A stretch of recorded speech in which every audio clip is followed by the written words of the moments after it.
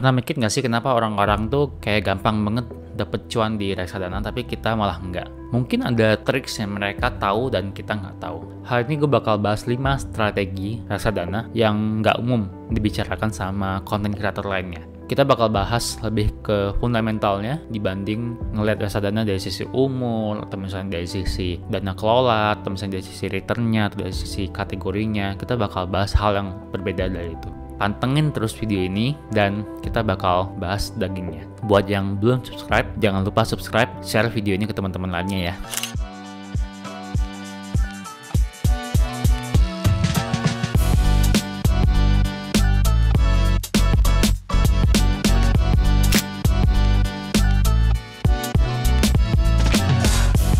Jadi ada 5 strategi yang saya pengen bahas hari ini. Yang pertama itu dollar average cost, atau kayak kita beli nyicil. Banyak orang tuh bahas tentang diversifikasi reksadana, tapi sebenarnya kalau kita pakai strategi diversifikasi, pada kenyataannya reksadana di Indonesia itu yang bagus cuma beberapa. Sisanya tuh performance-nya kalau ngeliat dari data tuh kurang bagus. Jadi mungkin dibanding diversifikasi, kita juga sadar kapan kita masuk reksadana itu penting. Misalnya kalau kita punya uang 1 juta doang, ini kita masukin ke 5 reksadana, dapat tuh 5 reksadana. Diversifikasi kan. Tapi mungkin kita masuk ke harga yang tinggi. Jadi kita mau untung pun lama banget nih. Di sini tuh ada konsep namanya laddering atau kayak nyicil, dimana dibanding kita mengandalkan keberuntungan kita masuknya pas harga rendah, kita masuk dengan berjangka gitu, dikit-dikit kita masuk, dikit-dikit kita masuk, tiap bulan kita masuk. Sistemnya kayak nabung, tapi ini metode yang mungkin lebih aman buat kita untuk memastikan juga kita dapat harga yang paling bagus lah gitu, karena harga naik harga turun nanti dia kayak di rata-ratain tuh kira-kira harga kita masih bagus gitu. Ini strategi yang bisa dipakai juga buat kita beli aset gitu. Jadi instead of beli langsung banyak, kita belinya bertahap kecil. Impactnya misalnya kalau pas zaman-zaman orang lagi krisis, orang-orang yang belinya nyicil itu punya lebih sedikit impact negatif karena dia nggak dapat harga yang tinggi banget dibanding orang yang langsung all in di satu tempat dan langsung unlock gitu. Ini banyak terjadi sih di reksadana, dimana pas masuk tinggi banget terus tiba-tiba dia langsung drop di besoknya, dan kita reksadana kan nariknya agak lama, jadi kita harus hati-hati di bagian sana. Yang kedua, ini kan teman-teman lumayan canggih, jadi kita harus manfaatin semua sinyal-sinyal yang kita punya gitu. Di reksadana itu salah satu sinyal yang paling penting itu adalah ngelihat orang lain tuh ada negative review nggak sih? Ini kayak mirip kayak kalau kita lagi stalking pasangan atau misalnya lagi stalking seseorang gitu. Reksadana atau manajer investasinya itu kita bisa stalking juga untuk ngelihat sebenarnya performa mereka ini bagus atau nggak sih? Mereka pernah kena kasus nggak? Kira-kira ada isu-isu jeleknya buat mereka gitu. Untuk mastiin pilihan kita ini udah benar. Ada banyak banget forum-forum di Indonesia. Kalau misalnya forum-forum soal investasi itu, salah satu yang cukup menarik tuh di Reddit, ada namanya r/financial. Di situ banyak banget bahas soal finansial yang ada di Indonesia. Ada banyak forum-forum lain, saya saranin teman-teman kayak ngecek dan lihat dan mulai bergaul lah di sana untuk dapatin informasi yang paling akurat gitu. Akurat dalam artian mungkin dia informasinya belum tentu langsung dari sumber pertama, tapi itu bisa menggambarkan sinyal-sinyal yang ada di pasar juga sih. Jadi peer review ini juga lumayan penting buat kita ngambil keputusan. Saran ketiga, kita bisa pakai fungsi di aplikasi-aplikasi digital buat beli reksadana itu untuk beli yang kecil-kecil dulu. Kayak ada minimum kayak cuma 50.000, 100.000, kita coba bikin kecil-kecil dulu. Jadi teman-teman nggak ngerasa harus punya uang gede untuk masuk reksadana. Teman-teman bisa mulai dari hal yang sangat kecil. Dan ini salahnya nyambung ke saran keempat, yaitu kita bisa test choice yang kita bikin. Misalnya kita bingung nih, ini problem yang banyak dialami oleh banyak investor reksadana. Ada misalnya 15 reksadana yang lagi pengen dibeli, terus bingung mau masukin kemana sih. Biasanya caranya adalah kita kayak coba semuanya, tapi masuknya dikit-dikit aja dulu semuanya, untuk lihat aja kayak kira-kira kalau kita ngelihat dari ini lebih sisi behavior, kalau kita masukin ke semuanya terus ada yang turun, kita kira-kira deg-degan nggak sih? Atau kita lebih prefer kayak manage-nya dikit aja. Semua orang punya preferensi masing-masing. Indahnya investasi itu nggak ada bener, nggak ada salah gitu. Ada orang yang kayak diversifikasi dan berhasil, ada orang yang kayak fokus ke satu doang dan berhasil. Jadi teman-teman bisa ngikutin kira-kira mana yang bikin paling nggak deg-degan aja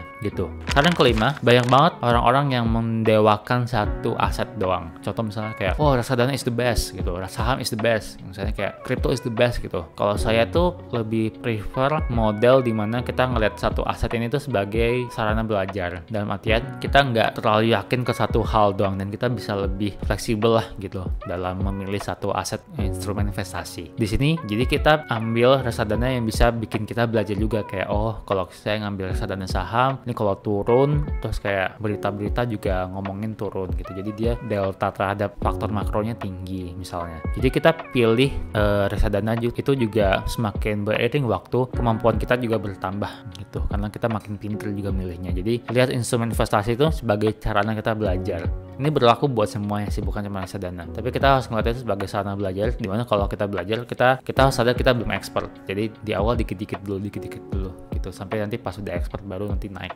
Kurang lebih gitu. Jadi menurut saya ini 5 tips yang lumayan kritikal yang perlu disampaikan sih, terutama buat teman-teman yang lagi considering pengen masuk reksadana di tahun 2023 atau ke depan-depannya. Strategi yang saya sampaikan nih lebih fokus ke meminimalisir resiko dibanding dapetin gain yang gede, karena sekarang kita lagi di zaman yang kurang stabil dan sewaktu-waktu tentu kita pengen ada gain, tapi alangkah lebih baik kalau kita gain tapi tetap melindungi diri sendiri dengan risiko yang ada. Jadi mudah-mudahan bermanfaat buat teman-teman. Teman-teman juga harus ingat investasi itu bukan tentang cara kita cepat jadi kaya, tapi cara kita juga kayak belajar lah gitu, menaikkan level sendiri. Jadi sampai jumpa di video selanjutnya. Kalau misalnya teman-teman belum subscribe dulu dan support saya supaya saya bisa bikin video-video daging kayak gini selanjutnya. Thank you, bye-bye.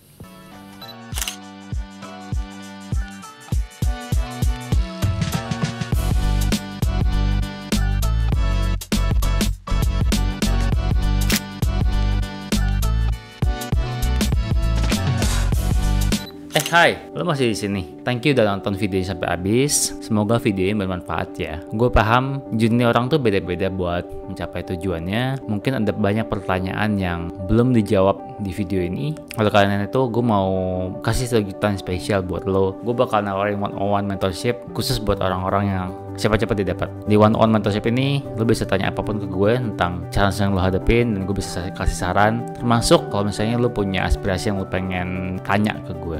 Dan gue mungkin bakal tanya sedikit banyak tentang feedback video gue ke lo. Slotnya mentorship ini gratis, tapi slotnya sangat terbatas karena waktu yang gue bisa alokasiin dikit. Jadi siapa cepet dia dapat. Buat lo yang benar-benar tertarik, bisa langsung daftar di www.williamjakfar.com/20min. Gak sabar banget buat ketemu langsung. Nanti kita bisa ngobrol-ngobrol lanjut di sana. Buat teman-teman yang belum subscribe, jangan lupa buat subscribe. Sampai ketemu di video selanjutnya ya. Bye bye.